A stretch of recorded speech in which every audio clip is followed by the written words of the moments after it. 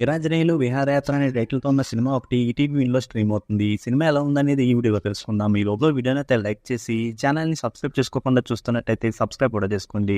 ఈ సినిమా అంతా చూసాక ఈ సినిమాలో కొన్ని చోట్ల ఎమోషన్స్ బాగున్నాయి. వాటి కోసం ఈ సినిమాని ఒకసారి చూడొచ్చు అనిపించింది.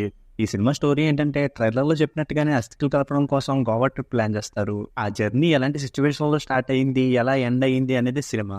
సినిమా లైన్ అయితే సింపుల్‌గానే ఉంది. ఇక సినిమాని స్టార్ట్ చేయడం సింపుల్‌గా స్టార్ట్ చేసినా బానే స్టార్ట్ చేశారు.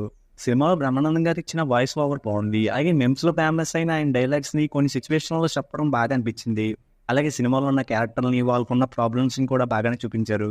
ఇక సినిమాలో జర్నీ స్టార్ట్ అయిన తర్వాత దాన్ని కంటిన్యూ చేయడానికి పెద్దగా ఇంట్రెస్టింగ్ ఎలిమెంట్ ఏమి ఉన్నట్టు అనిపించలేదు. కొంచెం సింపుల్‌గానే సినిమా ముందుకు వెళ్తుంది అనే ఫీలింగ్ అయితే వచ్చింది. కానీ ఈ సినిమా ఇంటర్వెల్ దగ్గరికి వచ్చేసరికి వాళ్ళ మధ్య వచ్చే ఇష్యూస్‌తో ఇంట్రెస్ట్‌ని అయితే బాగానే క్రియేట్ చేశారు.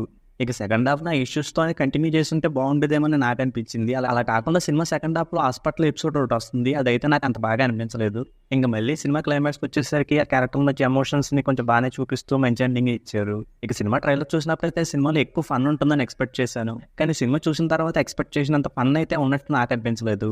ఇంక సినిమాలో మెయిన్ లీడ్‌గా చేసిన యాక్టర్స్ అందరి పెర్ఫార్మెన్స్ బాగుంది. అలాగే బ్యాక్‌గ్రౌండ్ స్కోర్ కూడా ప్లస్ అయింది.